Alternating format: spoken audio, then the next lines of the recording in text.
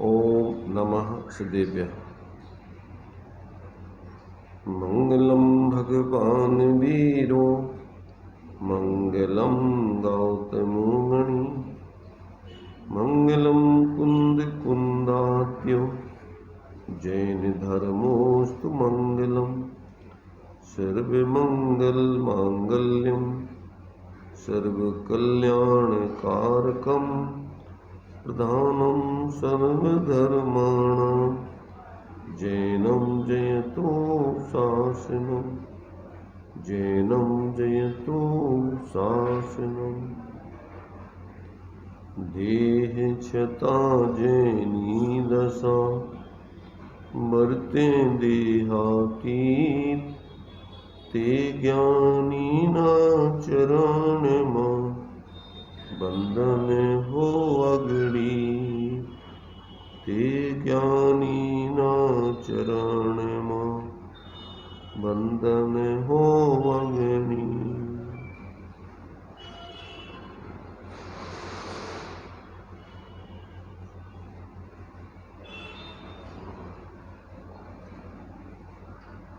ये स्वानुभूति दर्शन के माध्यम से अपना प्रश्न और उत्तर या शंका समाधान के रूप में चर्चा चल रही है। अभी अपना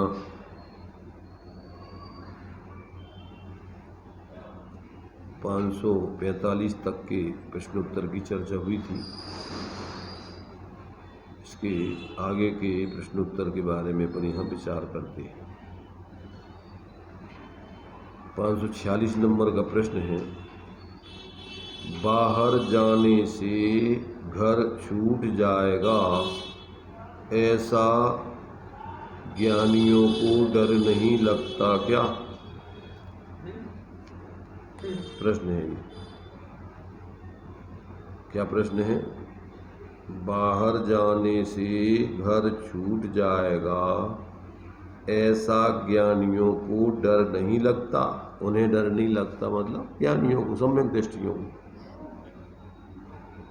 उसका समाधान,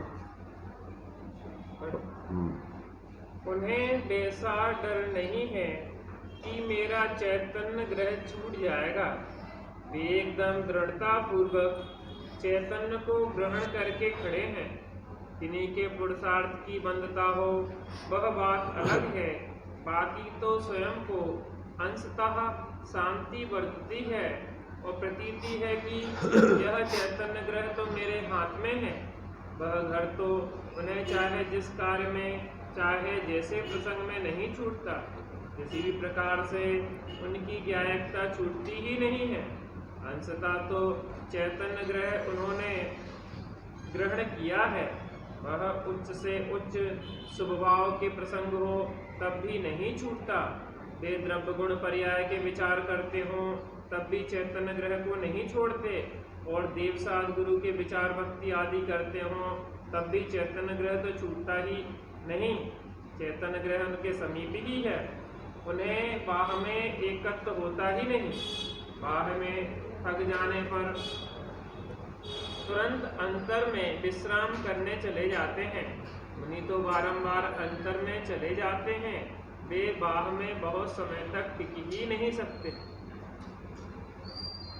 देखिए यहाँ पर बाहर जाने पर घर छूट जाएगा, ऐसा उन्हें डर नहीं लगता। तो अपन देखो, लोक में भी जो व्यक्ति अपना जिस घर में रहता है और वो कारणवशात घर से बाहर जाता है तो उसको कोई ऐसा डर नहीं लगता है कि हमारा घर छूट जाएगा या हमारे घर पे किसी दूसरे का कब्जा हो जाएगा, या ऐसा नहीं हो कि हम घर वापस आ पाएंगे कि नहीं आ पाएंगे। चाहे वो लौकिक कार्य से जाए चाहे धार्मिक कार्य से जाए, तीर्थ यात्रा करने जाए अथवा धंधा आदि करने जाए, व्यापार करने जाए, किसी कारण से शादी आदि करने जाए, कैसे जाए, तो भी वो जो है उसको अपने अंदर में अपना घर बराबर विद्यमान रहता है और वो समय पर अपने घर आ जाता है, जो भी काम होता है उस कार्य को करके। ये तो एक लौकिक दृष्टि है। यहाँ पारमार्थिक दृष्टि से ये बात बताई जा रही है, क्योंकि उपयोगात्मक रूप में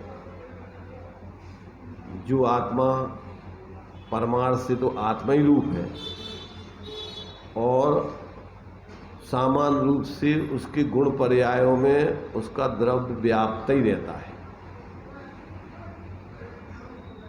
आत्मा अपनी गुण पर्यायों में निरंतर रहता ही है सामान्य रूप से तो, परंतु जब तक परिणति उसका आश्रय ना करे, उस तरफ लक्ष्य ना दे, उसको ग्रहण ना करे, उसमें लीन ना हो, तब तक वो आत्मा उन परिणतियों में आने पर भी उसके लिए पर्याय में लाभ नहीं मिलता। उस द्रव्य स्वभाव में जो कुछ भी शांति, निराकुलता, धर्म आदि है, उसका लाभ नहीं मिलता। तो अब ये जो है, जब जिसको अंदर में आत्मदृष्टि पैदा हो गई, सम्यक दृष्टि बन गया, तो अब उसके जीवन में अब उस आत्मा का अतीन्द्रिय आनंद या अपने स्वरूप की महिमा और उस अपने स्वरूप का ही अपनापन उसकी परिणति में निरंतर बढ़ता है। अब वो जो क्या है कि जब तक वो पूर्ण वीतराग नहीं हो जाता, तब तक ये व्यवस्था है कि उपयोग चौथे गुण स्थान वाला, पांचवें गुण स्थान वाला और छठवें सातवें आदि गुण स्थान वाले मुनिराज, 3 प्रकार के जीव हैं, उत्तम, मध्यम और जघन अंतरात्मा। तो अब ये जब तक श्रेणी चढ़ के और पूर्ण वीतराग दशा को प्राप्त नहीं होते, तब तक इनका मुनिराजों का तो छठम सप्तम गुण स्थान अंतर अंतर मुहूर्त में बदलता ही रहता है। मतलब उनकी 3 चौकड़ी कसाय के अभाव की वीतरागता है। संजनन कसाय के उदय में वो बाहर में उपयोग सो उपयोग आदि में आते हैं, द्रव्य गुण पर्याय आदि का विचार करते हैं। वो संजनन कसाय की बाह्य प्रवृत्ति स्थूल, जब संजनन कसाय का स्थूल उदय होता है तो फिर उसमें जुड़ जाते हैं, और बाकी समय वैसे परिणति में उनकी वीतरागता चलती है। पंचम गुण स्थान वाला श्रावक है, तो वो भी जो है 11 प्रतिमाओं की भूमिका में रहेगा, तो वो भी बीच बीच में अपने अंदर में शुद्ध उपयोग की स्थिति बनती है उसकी। जैसे तो सामायिक आदि कालों में श्रावक के लिए अपने स्वरूप की विचार तो करता ही है, पर साथ में निर्विकल्प स्वरूप की अनुभूति आदि भी उसको बनती रहती है। जिस भूमिका वाला हो, अगर वो बाहर की प्रवृत्ति वाला विशेष हो तो वो जल्दी जल्दी उसकी उतनी नहीं बने, परंतु बीच बीच में उसकी बराबर वो बनती रहती। तो ये जो है श्रावक की और अवरस सम्यक दृष्टि की भूमिका भी, अब चूँकि उसकी तो स्थितियाँ अलग अलग हैं अवरस सम्यक दृष्टि की। वैसे अवरस सम्यक दृष्टि भी निर्वृत्ति में रह सकता है, अगर उसके जो है मान लीजिए सांसारिक कार्यक्रम उसने नहीं बढ़ाए हैं, बाहर में निर्वृत्ति से रह रहा है, तो वो भी जो है बराबर अपनी चिंतन मनन और उसका अंदर में जो है अभ्यास करने पर जो है सामायिक आदि कालों में बीच बीच में कभी कभी स्वरूप अनुभव होता रहता है। तो ये स्थिति जो है, चाहे अवरस सम्यक दृष्टि हो, चाहे देशवृत्ति हो, चाहे महावृत्ति, ये तीनों की, क्योंकि ऊपर के गुणस्थान वाले तो जो है जैसे सप्तम के ऊपर तो शुद्ध उपयोग ही में रहते हैं, तो फिर तो वो अपने स्वरूप ही का अनुभव करते हैं, बाहर के विकल्प उनको बुद्धिपूर्वक होती नहीं। 10वें गुणस्थान तक अस्थिरता जन्य थोड़ी सी कसाय रहती है, और बाकी जो है 10वें के बाद तो फिर यथाख्यात चारित्र है, 11वां वो तो थोड़ा समय है, गिरता भी है, परंतु वो उसमें भी पूर्ण वीतराग दशा हो जाती है। परंतु 10वें के बाद जो श्रेणी शपक श्रेणी चढ़ते हैं तो 12वां क्षीणमोह और फिर 13वें गुणस्थान में आनंद।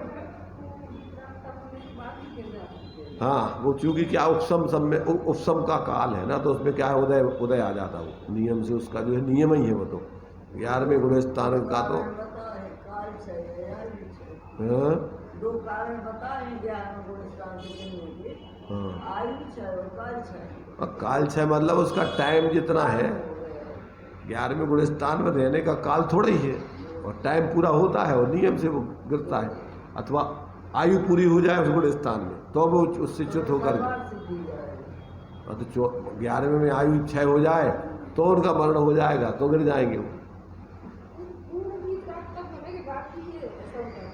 यथाख्यात चारित्र में उपसम है, उसमें अभी क्षय नहीं हुआ है, इसलिए उसमें उनके कर्म का उस जाति का उदय आकर के और गुणस्थान से गिरते ही है।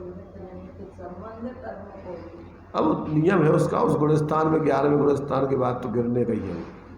मैंने यथाख्याचारित हो गया वहाँ, जैसी वीतरागता पूर्ण कसाय के दबने पर पूर्ण प्रकट हो गई। जैसे दृष्टांत दिया ना, जैसे कि पानी में अपन कोई फिटकरी या दूबी डाल करके उसकी मिट्टी को जमा दो, गंदगी को, पर एक सीमा के बाद जब तुम पानी को ग्रहण करोगे तो उसके बाद वो मिट्टी उड़ जाएगी। एक सीमा तक, ऊपर तक तो पानी बिल्कुल निर्मल हो गया, पूरी मिट्टी जम गई, परंतु जैसे तुम उस पानी को थोड़े हिलेगा या उसको ग्रहण करोगे तो उड़ जाएगी उसकी मिट्टी। ऐसी स्थिति उसकी जो है परिणामों की बनती है वो। तो इस प्रकार से तो कोई कोई जीव है उपसम श्रेणी अगर चढ़ते हैं तो की बात है वो, तो वो उसका गिरने का ही काल है। हाँ दोनों, हाँ तो छायक सम्यक दृष्टि अगर गिरेगा तो ज़्यादा से ज़्यादा चौथे तक आएगा, परंतु द्वितीयोपम सम्यक दृष्टि गिर करके मिथ्यात्व में भी जा सकता है, बहुत भटक भी सकता है। ज़्यादा से ज़्यादा भटकने का काल अर्धपुद्गल परावर्तन काल। तो अब वो स्थिति तो कोई बिरलों की बनती होगी, परंतु ज़्यादातर जीव तो बहुत जल्दी जो है उसको ग्रहण करके और आगे छपक श्रेणी मार करके अपनी वीतराग दशा पा लेते। तो ये जो है यहाँ पर वो प्रश्न उठाया कि उनके लिए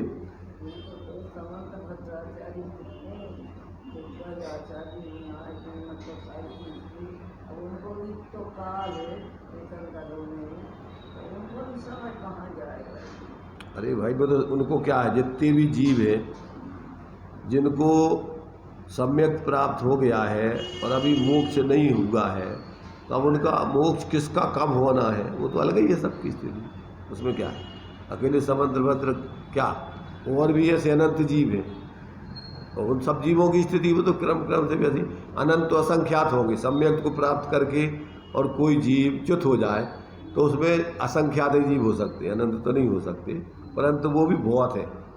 तो ऐसा स्थिति सबकी बनती है। अब यहाँ पर जो है कि वो स्थिति उनकी जो है जो बनती है तो उनकी पुरुषार्थ की मंदता उसमें कही जाएगी। वो चूँकि वीतरागता अंदर से आंशिक रूप से तो वीतरागता रूप उनकी शांति बढ़ती है, प्रतीति उनकी बराबर चलती रहती है, इसलिए उनका माने अपने स्वरूप की प्रतीति से या अपने स्वरूप से वो च्युत नहीं होते कभी। तो इस प्रकार का कैसा भी प्रसंग आवे उनके लिए, कितना भी ऊंचे से ऊंचा शुभ कार्य कर रहे हो और चाहे बाहर में और भी जो भी कार्य कर रहे हो, परंतु वो उनकी स्वरूप की श्रद्धा, स्वरूप की परिणति से वो च्युत नहीं होते।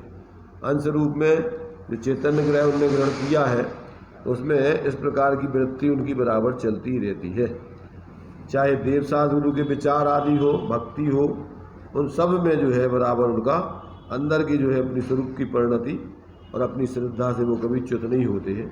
और ऐसा उनको भय भी नहीं लगता है कि हमारे स्वरूप से हम च्युत हो जाएंगे बाहर के प्रवृत्ति करने पर। उन्हें बाही में एकत्व होता ही नहीं है, बाही में थक जाने पर तुरंत अंतर में विश्राम करने चले जाते हैं। मुनि तो बारंबार अंतर में चले जाते हैं, वे बाही में बहुत समय तक टिक ही नहीं सकते, उनका तो अंतर्मुक्त का ही काल है, ऐसा जानना चाहिए। फिर एक प्रश्न और इसमें उठाया है, क्या प्रश्न उठाया है देखिए, बड़े जोर से कोई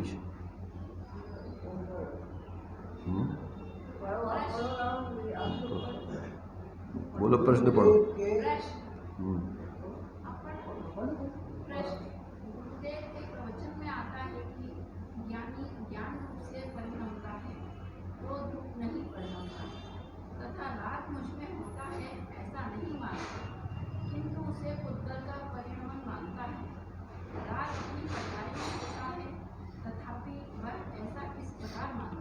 देखो प्रश्न क्या है, ज्ञानियों के प्रवचन में आता है कि ज्ञानी ज्ञान रूप से परिणमता है। यहाँ इन्होंने स्वामी जी के प्रवचन का रेफरेंस दिया है।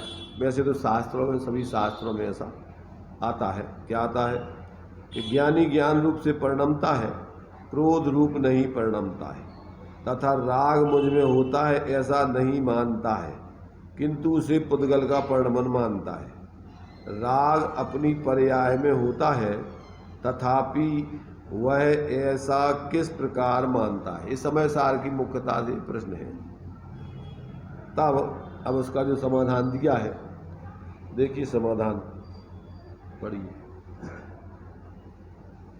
समाधान: ज्ञानी द्रव्य दृष्टि के बल से राग मुझ में होता है ऐसा नहीं मानते। मैंने यह जो चैतन्य द्रव्य ग्रहण किया है उसमें राग नहीं है। जो राग होता है वह पुद्गल के निमित्त से होता है। अतः जिसके निमित्त से राग होता है वह उस निमित्त का है, मेरे चेतन ग्रह का नहीं है। इसलिए जो राग होता है उसे सर्वथा विभक्त करके कहते हैं कि यह विभाग रागांश पराय घर का है, मेरे चेतन ग्रह का नहीं। मेरे निज ग्रह की विभूति ही मेरी है। अपनी अस्थिरता के कारण मैं बाहर जाता हूँ, परंतु वह रागांश मेरा नहीं है। ऐसे उसका विभाग करके वे खड़े हैं। यह सब विभावादि निमित्त के घर के जड़ के घर के हैं, वे सब जड़ हैं और मेरे चेतन ग्रह का चेतन है। ऐसे विभाग वे द्रव्य दृष्टि के बल से करके खड़े हैं। यद्यपि पुरुषार्थ की मंदता के कारण मेरी अपनी परिणति में विभाग होते हैं ऐसा जानते हैं, तथापि द्रव्य दृष्टि का बल ऐसा है कि वे चैतन्य को ही ग्रहण करते हैं। यह शेष सब तो विभाव के घर का है, मेरे घर का नहीं। उसका एक अंश भी मेरा नहीं है। शुभ भाव हो या अशुभ भाव हो, कुछ भी हो, वह सब विभाव के घर का है। द्रव्य दृष्टि के बल में इतना तीव्र निषेध है कि यह सब पर की ओर का है, मेरा नहीं है। चैतन्यता ही मेरे चेतन ग्रह की है। शुद्ध चेतन शुभ में जितनी अशुद्धता है वह मेरी नहीं, पर के ओर की है। मेरी मंदता के कारण परिणति में अशुद्धता आती है, तथापि वह मेरी नहीं है। देखिए, अपने लिए अपन ये सोचो कि व्यक्ति को कोई बीमारी हो जाती है तो उसको हमेशा खटकती रहती है बीमारी को वो क्या मानता है, कब दूर हो तो कब मानेगा जब अपना स्वास्थ्य नहीं है, ये अतिरिक्त है, ये अपना कोई स्वरूप नहीं है। तो अब उसके लिए अपना एक तरफ उसका स्वरूप है, स्वास्थ्य है, और एक तरफ वो बीमारी है। तो बराबर वो जब भी माने बीमारी आदि पे ध्यान जाता है, कभी स्वास्थ्य पे लक्ष्य जाता है, कभी बीमारी पे ध्यान जाता है, तो वो बीमारी तो उसको लिए ऐसा लगता है कि यार ये बीच में कहाँ से आ गई, अपन बढ़िया जो है अपना स्वास्थ्य ऐसा था, अब इसमें बीच में, तो उसको बराबर भेद करके उसको अपने से एक प्रकार से वो बार बार अलग करने के लिए और अलग ही जानता स्वास्थ्य। ऐसे ही आत्मा का जो स्वरूप है, मूल स्वरूप है, वो चैतन्य स्वरूप एक रूप है, शांत निराकुल है, सहज है। अब आत्मा की परिणति में जो निरंतर अस्थिरता जन्य भाव पैदा होते हैं, राग द्वेष आदि के भाव पैदा होते हैं, तो वे उसके लिए क्या है आकुलता खटकते ही रहते हैं कि ये अपन व्यर्थ के जो है भाव है। अब चूंकि जब तक वो अपने स्वरूप का उतना उग्र पुरुषार्थ करके उस भीतरागता को पूर्ण प्रकट नहीं कर पाता है, तो अब वो अस्थिरता के भाव उसके होते रहते हैं और वो बीच बीच में बार बार उनको तोड़ करके और अपने स्वरूप में बीच बीच में वो अपने स्वरूप की साधना में जाता रहता है। तो ये उसका निरंतर चलते ही रहता है, तो उसका ध्यान निरंतर अपने स्वभाव का रहता है। वो विभाव होते हैं, होते हुए भी उसको भिन्न जानता है, बार बार प्रयत्न करता है उसको तोड़ने का, अपने स्वरूप में स्थिर होने का। तो ये प्रक्रिया जो है उसके निरंतर जो है बढ़ती रहती है। तो ये जो है साधकों के जीवन में क्या है, कि निरंतर जो है इस प्रकार का संघर्ष चलता रहता है। अब वो संघर्ष क्या है, दो दृष्टियाँ इसमें हो गई कि एक तो जो है उनकी स्वरूप दृष्टि है और एक पर्याय का विवेक है, दोनों चीज़ें उनके बराबर ज्ञान में चलती। तो पर्याय के विभाव भाव को वो अपने स्वभाव से, द्रव्य स्वभाव तो है ही नहीं, पर्याय का भी स्वभाव नहीं है। कौन सा? विकारी परिणाम, पर्याय का भी स्वभाव नहीं, पर्याय का दोष है वो। तो उस दोष को बराबर वो जानता है भेद विज्ञान करके, तो वो या तो क्या करता है, वो उस दोष को आगंतुक मान करके, माने किसी कारण से, भैया अपन देखते ना बीमारी कैसे हो गई, अरे यार हमने फलानी चीज़ कर ली, इसे ये समस्या खड़ी हो गई, तो वो पराश्रित उसको जान करके अब ऐसी गलती नहीं करना है, उस गलती को निकालने के लिए प्रयत्न करता रहता है। ऐसा बराबर उसको ज्ञान देता है। आगे उन्होंने दृष्टांत दिया है, जिस प्रकार स्फटिक स्वभाव से निर्मल है, उसमें जो मलिनता है, स्फटिक स्वभाव से निर्मल है, उसमें जो मलिनता है वह स्फटिक की नहीं है, मलिनता निमित्त के ओर की है, तथापि स्फटिक पर्याय में मलिन रूप परमता है। उसी प्रकार मुझमें मलिनता का कोई भाग नहीं है, परंतु मेरी परिणति मलिन होती है, ऐसा ज्ञानी जानते हैं, तथा उस परिणति को स्वयं पलटने का प्रयत्न भी करते हैं। तथापि दृष्टि का बल ऐसा है कि यह कुछ भी मेरा नहीं है। ज्ञानी जानते हैं कि मैं राग रूप परिणत हो जाता हूँ, राग में जुड़ जाता हूँ, वह मेरी मनता है। राग मेरे घर का नहीं है, निमित्त के घर का है, तथापि मेरी प्रति तद्रूप परिणत हो जाती है। ऐसा जानते हुए भी दृढ़ दृष्टि में इतना बल बरतता है कि यह सब कुछ भी मेरा है ही नहीं, और उस बल के कारण साथ रही हुई परिणति को पलटाने का प्रयत्न होता है। जितना प्रयत्न चलता है उतनी शुद्धि होती है, प्रयत्न में जितनी मंदता है उतनी अशुद्धि बनी रहती है। मैंने स्फटिक मणि का दृष्टांत शास्त्र में आता है। अब चूँकि अपन उसके लिए स्फटिक मणि की जगह बल्ब में अपन कोई भी हरा पीला नीला आदि कुछ भी लगा देते हैं, तो वो अपने ज्ञान में लो।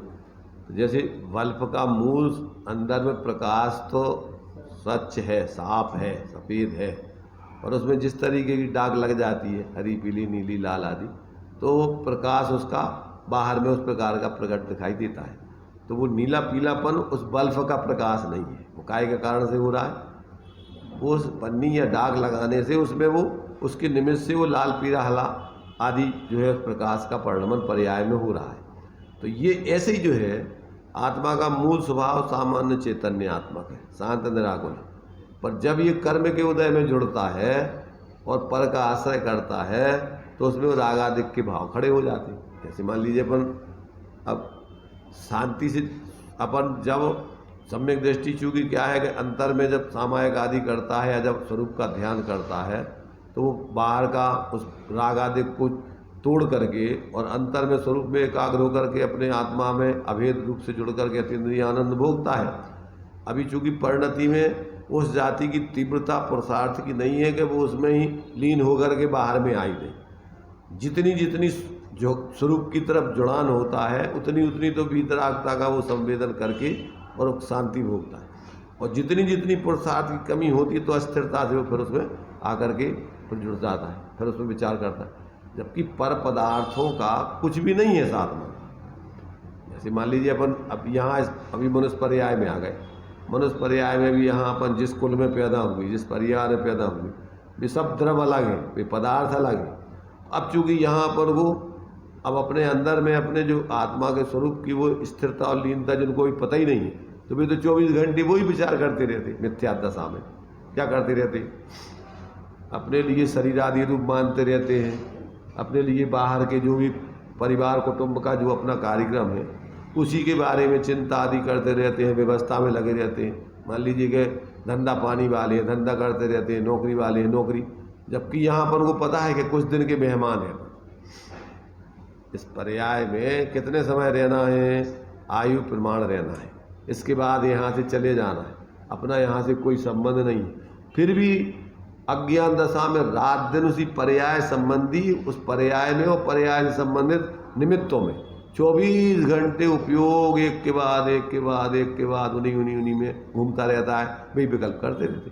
और जिसको अब आत्मबोध हो जाता है तो वो वहाँ से हट करके अपने स्वरूप में भी एकाग्र होकर उसका अपने स्वसंवेदन करता है और बाहर के विचार भी आते, पर उसमें भेद विज्ञान बढ़ता है। जो सम्यक दृष्टि हो जाता है उनके लिए तो भेद विज्ञान बढ़ता है। अपनी आत्मा का विचार आदि करता तो विचार तो करना लगा है, पर अंदर में वो अपने उस चैतन्य स्वरूप में एकाग्र होकर के अत्यंत आनंद भी भोगता है। उसकी स्थिरता करके आंशिक परिणति भी उसकी चलती है और बार बार उसको उसमें शांति, उसी में चूँकि अपना स्वभाव है वो तो शांति उसी में है। तो अब वो जो है अभी चूँकि उस जाति का पुरुषार्थ नहीं कर पाता है तो बाह्य परिस्थिति जन्य जो है कार्यों में भी लगता है, पर उसको उनमें एकत्व बुद्धि नहीं होती। किसको? सम्यक दृष्टि को किसी भी बाहर के संयोग में, संयोगी भावों में एकत्वपना नहीं हो पाता। क्यों? कि अंदर में उसका मूल स्वरूप उसकी अपनी अनुभूति में आ गया, प्रतीति में आ गया है। तो अब बराबर वो उसी को अपना स्वरूप मानता है, वो ही अपना सर्वस्व जानता है। बाहर के जितने भाव हैं स्थिरता जन्य, वो क्या है? आश्रय जानता है, अपनी कमजोरी से उसमें जुड़ान जानता है और ये वास्तव में छूटने लायक है इससे। क्यों? कि कोई बाह्य पदार्थ अपना है ही नहीं और जो अस्थिरता जन्य भाव है वे भी वास्तव में अपने तात्कालिक होते हैं और एक से बने रहते नहीं हैं, परंतु अपने अंदर में जो अपना जानन देखन स्वभाव है आत्मा का, वो चूँकि शाश्वत है। अब इस पर्याय में भी अपन देखो इतने सारे औदिक भाव होते हैं, संयोग आते हैं जाते हैं बदलते हैं, पर अंदर में जानन स्वभाव अपना सबको जानता रहता है। तो जिसको भेद विज्ञान हो जाता है वो किसी में एकत्व बुद्धि करता ही नहीं। आए गए विकल्प विकारी भाव भी आए गए, वो सब आगंतुक है मेहमान के समान। जैसे मेहमान आते हैं, आए, उनकी यथायोग उनकी व्यवस्था बनाई और विदाई की फिरी उनसे। ऐसे ये जो है जितने भी संयोग और संयोगी भाव हैं वो एक प्रकार से वो मेहमानों जैसा समझता है, वो अपने स्वरूप अपने घर का नहीं समझता उनको। ऐसा जो है उसमें बराबर उसको भेद विज्ञान बढ़ता है, इसलिए वो एकांत से अज्ञानी मिथ्या दृष्टियों जैसा एकत्व बुद्धि करके उनमें नहीं जुड़ा रहता है। वो बीच बीच में उसको तोड़ करके और अपने स्वरूप की आराधना भी करता है और जुड़ते समय भी भेद विज्ञान बढ़ता है। देखो अपन लोग में मेहमानों की व्यवस्था बनाते हुए भी अंदर में ही लगता है कब ये भगे यहाँ से, कब झंझट से बचे, इनकी व्यवस्था अपना जाएं और अपन अपना सहज शांति से रहे। अपन सोचते रहते कि नहीं, कि अपन सोचते रहते कि बने रहे में नहीं। बाहर में अपन भले ही कैसे ही उनसे कहा हाँ भैया बहुत अच्छे, तुम तो बहुत दिनों में आए हो, ऐसा है।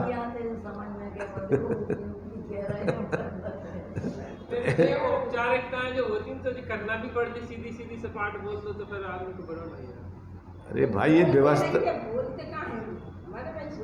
हाँ बोल तो भाई ये तो देखो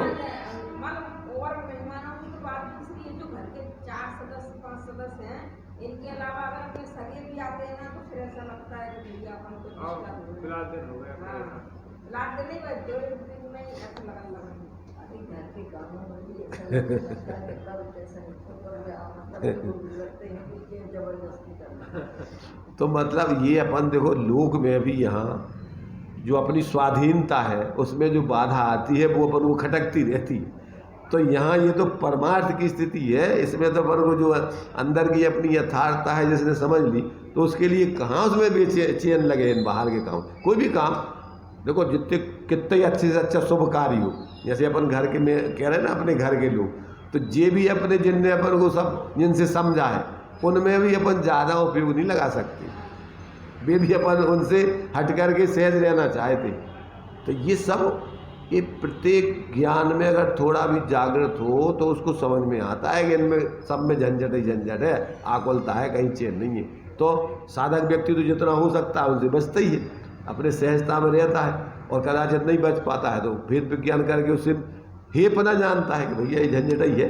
हे माने का अपने लिए हितरूप नहीं जानना, तो वो उसके ज्ञान में बढ़ता ही है और बढ़ता है, इसलिए वो छूटते ही हैं। और अंदर में चूंकि स्वरूप का ग्रहण हो जाए तो वे तो तत्काल छोड़ना नहीं चाहता है। अब वो जब तक वो स्थिति नहीं है तो परिस्थिति जन्य वो उसमें जुड़ता रहता है, बराबर ही जानता रहता है, इतना उसके जीवन में चलता है। ऐसा जो है कि सम्यक दृष्टियों के जीवन में बराबर अपने द्रव्य स्वभाव के आश्रय से परिणति में जो वीतरागता आती है वो अपना वास्तव में पर्याय का स्वभाव है, और अपना द्रव्य तो एक रूप है ही द्रव्य स्वभाव, उसमें तो किसी प्रकार की कोई आकुलता आदि या कोई विभाव भाव है ही नहीं है। इसलिए द्रव्य दृष्टि से तो इन सबको अपने से भिन्न नहीं जानता है, और पर्याय में भी जो है वो अपनी तात्कालिक अस्थिरता जन्य पुरुषार्थ की हीनता है जुड़ान जानता है। पर्याय का भी अपना स्वभाव नहीं है, जितना जितना स्वरूप में जुड़ रहा है उतना वो शांति है, और जितनी जितनी अस्थिरता है उसमें वो बराबर भेद विज्ञान करके ही जानता है। तो इस पटक मणि का दृष्टांत दिया, ये तो अपन को समझ में आता है।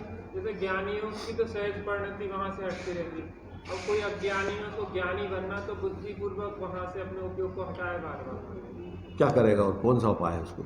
ज्ञानी बनना है तो उसके लिए जो ज्ञानी कर रहा है वही वो करेगा, वही हुई है विधि तो वही है, और दूसरी विधि थोड़ी है कोई कुछ। तो ये जो है यहाँ अपन को ये द्रव्य दृष्टि और पर्याय का स्वभाव और पर्याय का विभाव, ये तीन चीज़ें यहाँ अपन को समझने लायक है। अब इसमें आगे का प्रश्न दिया है कि अशुद्धता की परिणति का दुख भी बढ़ता है क्या ज्ञानियों को? ऐसा जो है अंदर में ये प्रश्न ये इसमें दिया है, देखिए। हाँ, उसका दुख भी बरतता है। यह मेरी परिणति नहीं है, मेरा स्वभाव नहीं है, तथापि यह परिणति होती है, उसका खेद है। आचार्य देव कहते हैं ना कि खेद है कि इस व्यवहार में खड़े रहना पड़ता है। मैंने भी तो ज्ञान में उसके बढ़ता ही है, अशुद्धता की परिणति का दुख भी है। अभेद दृष्टि से देखो तो चूंकि आत्मा की परिणति है वो, तो जितना जितना जुड़ता है वो आत्मा उससे दुखी होती है, और दुखी नहीं होवे तो वो उसका दूर करने का प्रयत्न काय वो करे। इसलिए तकलीफ है उसको, उतना पर्यायजन्य जितना जितना जुड़ान है उसका दुख बढ़ता है, और वो जो है अपनी मजबूरी बताता है कि भैया अब इस समय हमारे लिए कार्य करना पड़ रहा है। तो लोक में अभी अपन जो है कि भैया अब क्या करें, हमें जो है थोड़ा मजबूरी में जाना है, ये काम करना है, तो घर के लोगों से बताता है भैया थोड़े समय के लिए हम बाहर जा रहे हैं, अब थोड़ा देखना तुम संभालना, हमारे जो है मजबूरी है। अब नहीं टल जाता तो नहीं जाती, परंतु अब बहुत आवश्यक है जाना पड़ रहा, ऐसा वो जानता है। और आकुल तक होगी, निज घर के बिना विश्राम और शांति तो मिलती नहीं, बाहर में आकुलता ही आकुलता है।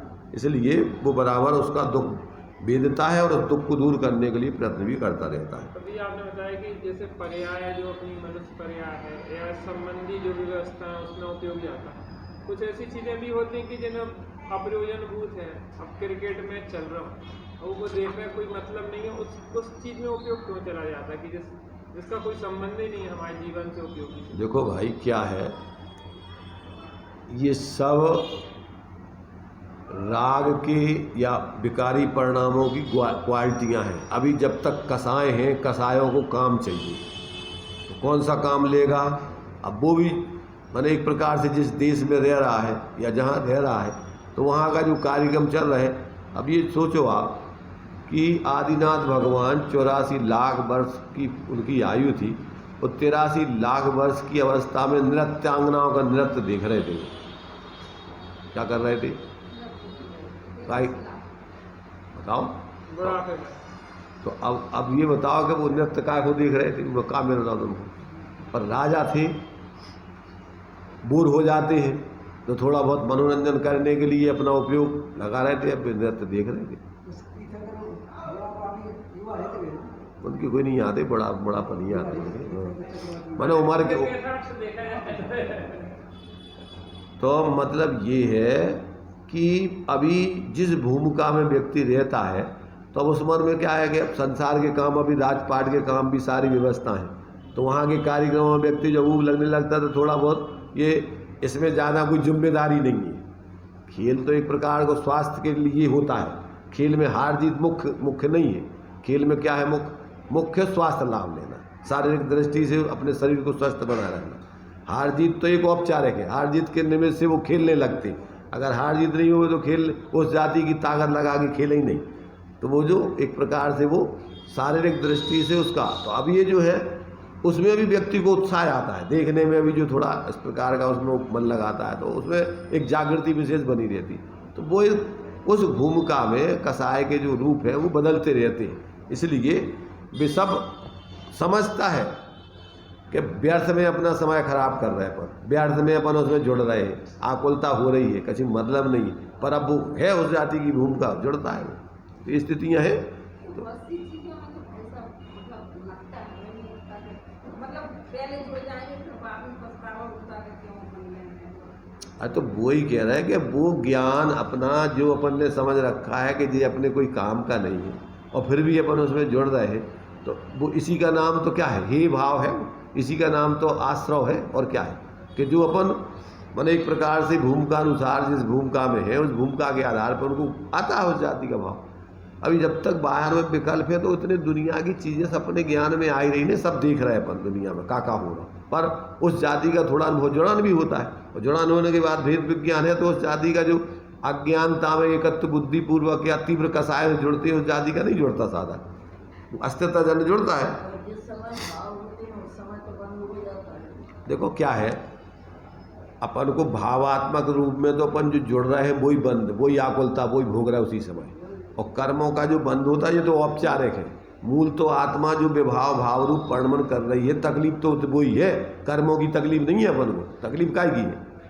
कर्म तो उदय में आते हैं, फिर उसमें जुड़ते हैं, तो वो तकलीफ तो कर्मों के उदय की थोड़ी, परद्रव्यों के परिणमन से अपन का तकलीफ तो अपनी व्यभाविक परिणति की है, और वो व्यभाविक परिणति की तकलीफ जितनी जितनी जुड़ रहा है उतनी उतनी उसी समय आकुलता भोग रहे अपन। तो इसलिए ये सब अपन को निरंतर जितना जितना अपन अपने स्वभाव से बाहर में जाते हैं, उतनी उतनी अपने लिए आकुलता होती है, उतना उतनी अपनी सहजता खत्म होती है, तो वो बराबर अपने ज्ञान में बढ़ता है, और इसलिए अपन उससे हटना चाहते हैं, और हट करके अपने जितना होता है अपने सहजता में रहना चाहिए। तो वो स्थिति बराबर, जैसे जो गलती आज करी और वो सब आज माज से कुछ नहीं होता, वो तो भूमिका अनुसार जो चल रही है, वो आज की गलती और कल की गलती कुछ नहीं होती। उस पर्याय की जिस समय जो परिणमन की योग्यता है, उस समय से वो योग्यता से प्रति समय का परिणमन चल रहा है। आज की गलती कल नहीं जाएगी, कल की गलती आज नहीं आएगी। जिस समय की जो गलती है उस समय की वो गलती उसी समय होगी, और जिस जाति की गलती हो रही है वो उस जाति की उसकी चलती है, जिस भूमिका में जो होने लायक है। माने हमारा प्रश्न ये था, जैसे आज हमने गलती करी, पश्चाताप हुआ कि यार अब गलत किया, फिर कल वो गलती हो जाती, फिर परसों वो गलती हो जाती, तो क्या है? अरे भाई, विभाव मात्र अपने लिए सब गलती है। जितने भी अपन रोजिना रोटी खा रहा है, रोजिना नहा रहा है, रोजिना जो भी काम कर रहा है, सब गलती है। इस शरीर से तुम्हारा का संबंध है, उद्गल है। ऐसी सारी गलतियां हैं जो भूमिका अनुसार शरीर में होने लायक है वो हो रही है। अब गलती तो तुम अपनी सोच रहे हो कि जहाँ गलती है, अभी उस पर्यायगत योग्यता का वो यथार्थ परिणमन है। गलती तो तुम अपनी स्वभाव और विभाव का भेद विज्ञान करके लगा रहे, पर वर्तमान की पर्यायगत योग्यता में जो कार्य होने लायक है वो हो रहा है। अगर उसकी सामान्य दृष्टि से सोचो तो वो गलती क्या, वो तो वस्तु स्थिति है। अभी जब जिस गुण स्थान में जो भाव होने लायक है वे हो रहे हैं, तो वो एक दृष्टि से अपन स्वभाव पूर्णता की अपेक्षा गलती कह रहे हैं, और वस्तु स्वरूप के आधार पर कहेंगे तो वो होने लायक है वो हो रहा है, उनका गलती। भाई जिस गुण स्थान में जो कार्य होता है वो होगा कि नहीं होगा, तो उसमें गलती क्या है? उद्गल को तुम कहोगे ऐसा परिणमन, विभाव रूप परिणमन, अब वो उसका परिणमन जिस समय होने लायक होता, अब उसको अपन कहेंगे ये गलत है। अब जैसे मान लीजिए अपन उद्गल का मलमूत्र आदि को परिणमन है, तो वो गलत है कि सही है? अब वो का गलत का सही, तुम्हारी कल्पना है गलत सही की। तो ऐसे ही इस मोक्ष मार्ग में भी गुणस्थान प्रमाण जो पर्याय की विकृति होने लायक है वो उसका स्वभाव है। जान लेना अपना ज्ञान का स्वभाव है कि इस गुणस्थान में ऐसी गलती होती है, ऐसी गलती हो रही है। अब उसको गलती और सही कह के पछताना, ये कसाई दूसरी प्रकार की कसायत है। आदि जो का विधान देना तो क्या वे सब उसी रूप में ही है। वे सब प्रायश्चित आदि लेने से हे पना बताना है उसका, ना कि उसमें अपन को जो मैंने उसमें अपन को पछताते रहना है। उसका हे पना समझाना है कि ये अपने लिए छोड़ने लायक है, ये कोई स्वभाव नहीं है, ये ज्ञान कराना है। और भूमिका अनुसार कि भैया अपन अपने स्वभाव में जितना हो सकता है प्रयत्न करके हट करके जाओ, तो पुरुषार्थ अगर जग सकता है जगा करके स्वरूप में चले जाओ और छोड़ दो हमेशा के लिए। पर वो नहीं होता है तो बार बार याद, कम से कम भेद विज्ञान करते रहो कि ये अपना स्वरूप नहीं है, भैया इस प्रकार की प्रवृत्ति हो रही है, तो अपन उस पर सजग रहें, बस इतना सा ज्ञान करना उसमें। अब वो तो भूमि का अनुसार जिस गुण स्थान में जो भाव होने लायक है वो होते हैं, उसको अपन ने जान करके बराबर ही पना अपने ज्ञान में बढ़ता है। उसमें ऐसा नहीं हो कि अपन रचपच जाएं और फिर उसमें एकत्व बुद्धि करके फिर मिथ्यात्व में चले जाएं। इसलिए अपन को बराबर उसमें वेद विज्ञान रखने चाहिए। आगे देखिए, इसमें ये दिया है गुरु कैसे होना चाहिए, उन्हें कैसे पहचाने। अब ये तो बहुत स्थूल प्रश्न है, सामान्य बीच बीच में अब ये इनके पास जो लोग आते हैं तो उस प्रकार के प्रश्न करते रहते हैं। प्रश्न करने से मतलब कैसे तो इसमें दिया है इन्होंने, देखिए, जिन्होंने यथार्थ सत्य का स्वरूप प्रकट किया है, अर्थात जो यथार्थ स्वरूप में परिणत हो गए हैं तथा जो यथार्थ वस्तु स्वरूप बतलाने वाले हैं, उन्हें सच्चा गुरु कहते हैं। गुरु को स्वयं यथार्थ रूप में पहचान कर ग्रहण करना चाहिए। इतनी तो अपनी तैयारी होनी चाहिए। अंतर से इतनी जिज्ञासा प्रकट करके सत्स्वरूप दर्शाने वाले ऐसे गुरु को स्वयं ग्रहण करना, फिर गुरु जो कहते हैं उसका आश्रय ग्रहण करके स्वयं उस मार्ग पर चले तो मार्ग प्रकट होता है। देखो, गुरु का मतलब होता है कि उस जिस मार्ग का बताने वाला है या जिस विषय का वो जानकार है, तो वो जो है अपने लिए उसका लोक में उस जाति का गुरु कहलाता है। गुरु माने उस जाति के गुणों में वजनदार, भारी। तो अब अपने लिए चूंकि यहाँ मोक्ष मार्ग का प्रकरण है, तो मोक्ष मार्ग के प्रकरण में जो उस मोक्ष मार्ग पे चल रहा हो, जिसने मोक्ष मार्ग समझ करके अपने जीवन में प्रकट किया हो, तो उसी के निर्देशन में अपन उस मार्ग को प्रकट कर सकते हैं। लोक में अभी अपन डॉक्टर बनना है या कोई विशेषज्ञ बनना है जिस विषय का, तो उसके विशेषज्ञ को अपन जानेंगे कि इस विषय का ये ज्ञाता है कि नहीं, ये इस कार्य को कर पाएगा कि नहीं, इस कार्य की हमें विधि बता पाएगा कि नहीं। तो ऐसे यहाँ मोक्ष मार्ग की है कि मोक्ष मार्ग में जो वास्तव में स्वाश्रय के मार्ग पर चलकर अपनी स्वरूप आराधना कर रहा है, इसको संपूर्ण व्यवस्थित तरीके का ज्ञान है, तो वो व्यक्ति ही वास्तव में अपना क्या हो सकता है, नेतृत्व करने वाला या अपन को मार्ग दर्शाने वाला हो सकता है। अब ये विवेक नहीं हो तो कहीं भी गहरा अपन डॉक्टरों को ग्रहण कर ले तो मरेंगे उल्टे।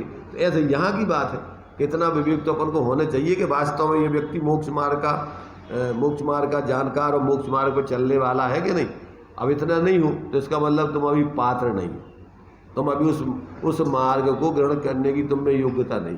तो लोक में भी अपन सामान खरीदने जाते हैं, अपन दुकानदारों का पूरा बराबर ज्ञान करते हैं कि कौन दुकानदार सही माल देता है और सही पैसा लेता है, बराबर ईमानदारी से जो है ये सब काम करता है, तो अपन उस दुकान पे जाके मान लेते हैं। और अगर अपन ये नहीं समझे तो वहाँ जाके लुट जाएंगे, गलत माल लाएंगे, पैसे ज़्यादा दे आएंगे। ऐसे इस मार्ग की बात है। ये मोक्ष मार्ग का गुरु जो है कैसा होना चाहिए, उसका प्रश्न है कि जिन्होंने यथार्थ सत्य का स्वरूप प्रकट किया हो, अर्थात जो यथार्थ स्वरूप में परिणमित हो गए हैं तथा जो यथार्थ वस्तु स्वरूप बतलाने वाले हैं, उन्हें सच्चा गुरु कहते हैं। मोक्ष मार्ग का गुरु क्या है कि जो वास्तव में सत्य को जानने वाला हो, उस पर उसने अपने जीवन में उस सत्य को ग्रहण कर समझ करके जीवन में प्रकट किया हो और सही उन सारी चीज़ों का उसका विवेक हो, तो वही गुरु है। अब गुरु को स्वयं यथार्थ रूप में पहचान कर ग्रहण करना चाहिए। क्योंकि यहाँ कोई अपन को कोई रिश्ते और माने यहाँ तो लोक में भी अपन जहाँ रिश्तेदारी बनाते हैं तो भैया ये रिश्तेदारी अपने लिए अपने हित में होगी, आगे निभेगी कि नहीं, ये सब विवेक रख करके रिश्तेदारी बनाते। तो ये तो अपन को जहाँ जन्म मरण का चक्कर दूर करना है, अनंत दुखों का अभाव करना है, तो इस मार्ग पे चलने वाले व्यक्ति की खोज कैसी करेंगे पर? उतनी ऊंचाई से उसकी होने चाहिए वो तो। इसलिए कहते हैं वो पहचान करके ही उसको पूर्ण बराबर उसको ग्रहण करना चाहिए। अंतर से इतनी जिज्ञासा प्रकट करके सत्स्वरूप दर्शाने वाले ऐसे गुरु को स्वयं ग्रहण करना चाहिए। फिर गुरु जो कहते हैं उसका आशय ग्रहण करके, मैंने अपन समझ लिया कि भैया ये डॉक्टर जो है इस बीमारी का औषधि आदि का जानकार है, अब जो ये हमें बताएगा इससे हमारी बीमारी दूर होगी, हमारा स्वास्थ्य लाभ होगा, तो अब उसकी बात मानना, उसकी बात को मान करके उस प्रकार से औषधि आदि करना। अपन पढ़ते हैं आत्मभ्रांति सम रोग नहीं, सदगुरु वैद्य सुजान, गुरु आज्ञा सम पथ्य नहीं, औषधि विचार ध्यान। क्या है इसे, कौन सी बीमारी है? आत्मभ्रांति की बीमारी है। अपन को अपने स्वरूप को भूल करके पर में मूर्छित होकर जी रहे, तो ये बीमारी है यहाँ। अब अपने लिए इस बीमारी को दूर करने के लिए कौन बताएगा, कौन दूर करेगा? तो कहते आत्मभ्रांति सम रोग नहीं, सदगुरु वैद्य सुजान। सदगुरु माने वो सत्य के मार्ग पर, स्वरूप आचरण के मार्ग पर जो चल रहे हैं, ऐसे ज्ञानी धर्मात्मा ही इस मार्ग के गुरु है। सदगुरु वैद्य सुजान, वो वैद्य है। और गुरु आज्ञा संपथ नहीं।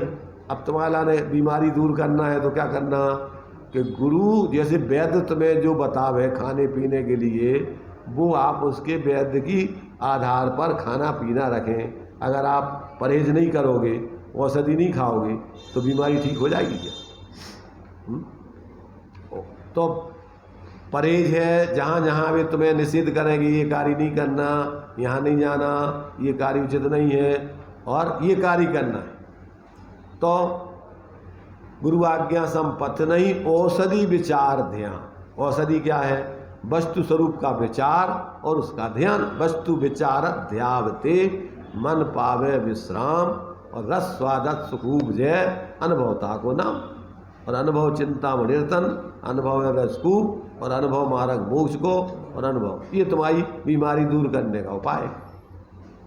सब चीज़ें अपने लिए दी हैं, अब उस चीज़ को अपन समझ करके अपने जीवन में अपनाएंगे तो अपन अपनी बीमारी को दूर करके सुखी हो पाएंगे, और तो कोई व्यवस्था है नहीं।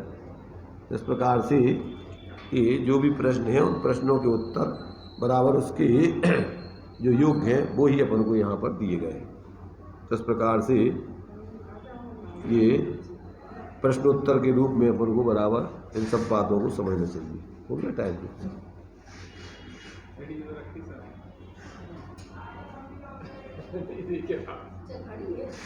चलो हो गया, बच्चे सोने वाले हो गया, रह गया अभी ये प्रश्न तो हो गया।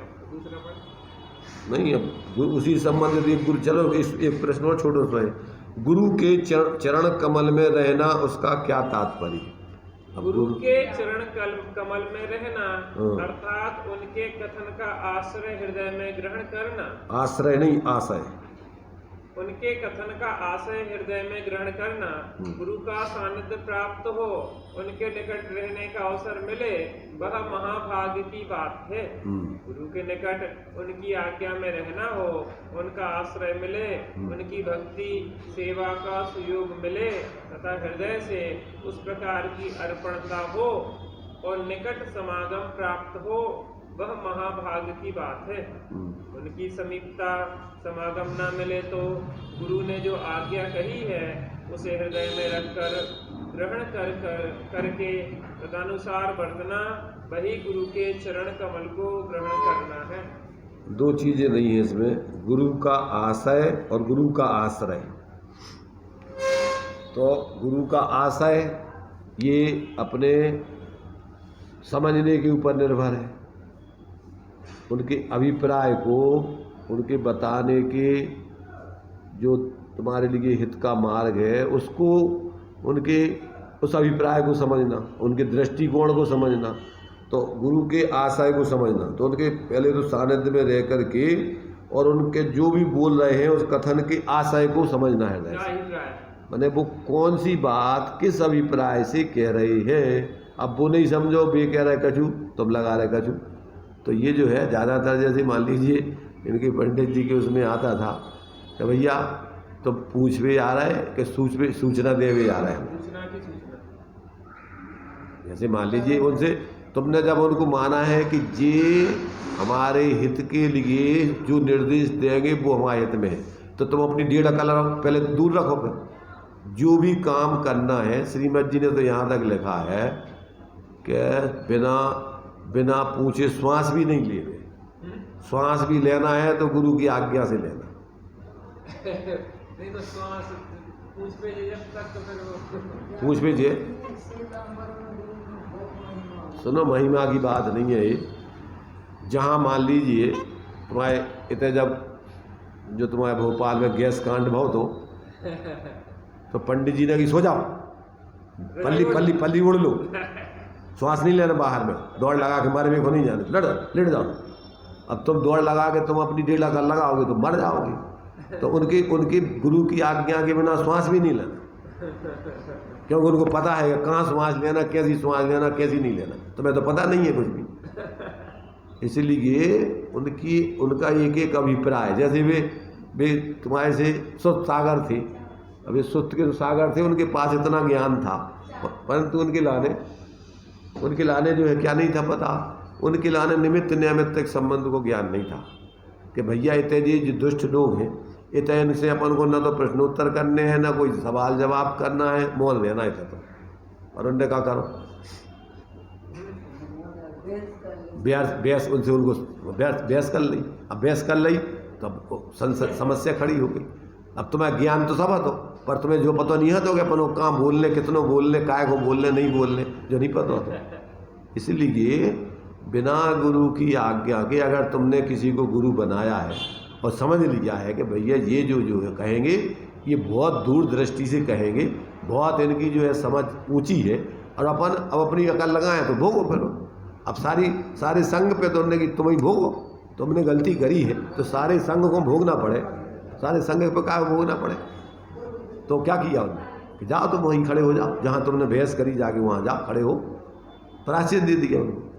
तो मतलब ये है कि अपन को जब अपनी खुद की अकल नहीं है, 1.5 अकल तुम्हारे पास है, तो तुम गाय काय को उनके पास, गुरु के पास गुरु बनाया काय को तुमने, भाई तुम इतना ही जाना तो दे, तुम अपना कल्याण करो ना फिर। और अगर तुम समझ रहे हो कि भैया जी हमारे लिए जो आज्ञा देंगे वो हमारे हित में होगी, तो अब उनकी मानो।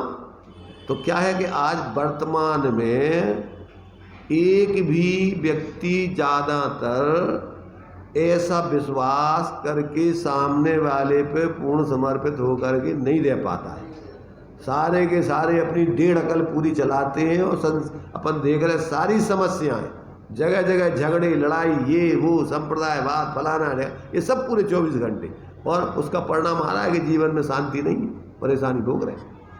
इसलिए यहाँ पर ये दिया है कि भैया गुरु का आशय समझो, और आशय समझ करके उनके सानिध्य में रहते हुए निकट में रहने का अवसर मिलना महाभाग्य से होता है। और अगर ऐसा भाग्य तुम्हारा है तो अगर वो मिले हैं, वह महाभाग्य की बात है। गुरु के निकट उनकी आज्ञा में रहना हो, उनका आश्रय मिले, माने उनके सानिध्य में रह के तुम्हें जीने की अगर पुण्य का उदय हो, तो उनकी भक्ति सेवा का सुयोग मिले, तथा हृदय से उस प्रकार की अर्पणता, ऊपर नहीं, अंदर से प्राणपण से कि भैया भाग्य से ऐसा अवसर मिलता है, अपने आप को उस प्रकार अर्पणता, अंदर से अर्पणता, क्योंकि वो सब समझते हैं।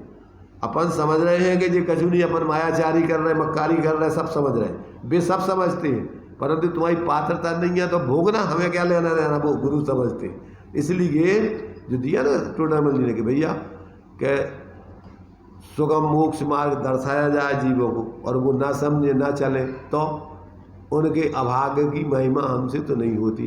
उनकी होनहार का विचार करके समता रखेंगे, क्या करेंगे भैया, तुम हमारा तो उससे लाभान्वित थे, है नहीं, तुम समझ नहीं रहे, उल्टे चल रहे, अपनी कसाय छोड़ नहीं रहे, परिणाम तुम्हें भोगना है, भोगना। तो अब ठीक है, मध्यस्थ हो जाते, अच्छा कहने से कोई फायदा नहीं, कहोगे तो उनकी ओर कसाय भड़कती है, क्योंकि समझते तो है नहीं कि मैं तुम्हारे हित में कह रहा है। इसलिए वे अपने उनसे विपरीत वृत्त माध्यस्थ भाव, उससे वो मध्यस्थ हो जाते हैं, और वो उसका परिणाम अज्ञानी जीव स्वयं भोगते हैं। तो अगर ज्ञानी जीवों को ऐसा सानिध्य मिलता है तो उनकी अर्पणता, उनके निकट समागम प्राप्त हो, वह महाभाग्य की बात है। उनकी समीपता, समागम ना मिले तो गुरु ने जो आज्ञा कही है उसे हृदय में रखकर ग्रहण करके तदनुसार वर्तना, वही गुरु के चरण कमल को ग्रहण करना जानना चाहिए। कछु उनके चरण पकड़े रहे, वो चरण कमल का जो माने उनकी आज्ञा में रहना, उनके निर्देशन में चलना, उनके अभिप्राय को समझ करके अपने जीवन को उस रूप बनाने का प्रयत्न करना। तो ये जो है गुरु चरण कमल में रहना और उसका माने आशय ये समझना चाहिए, बस इतना।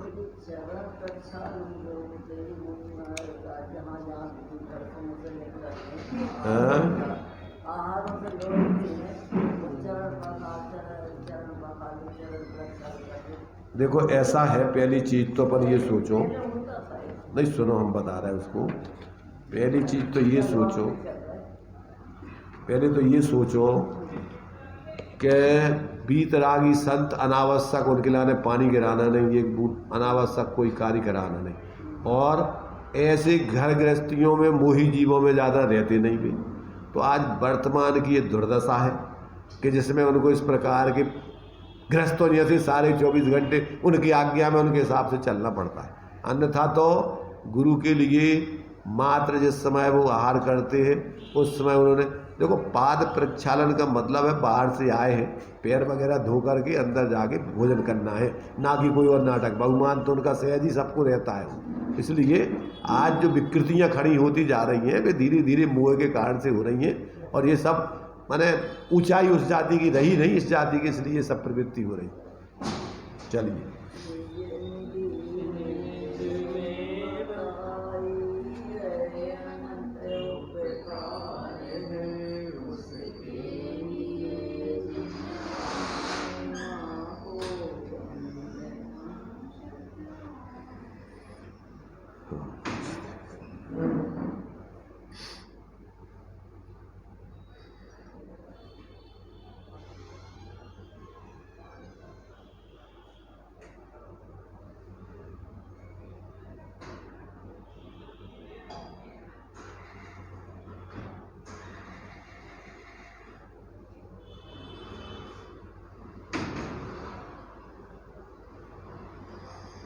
द्वादशांग वाणी पंच परमेष्टि।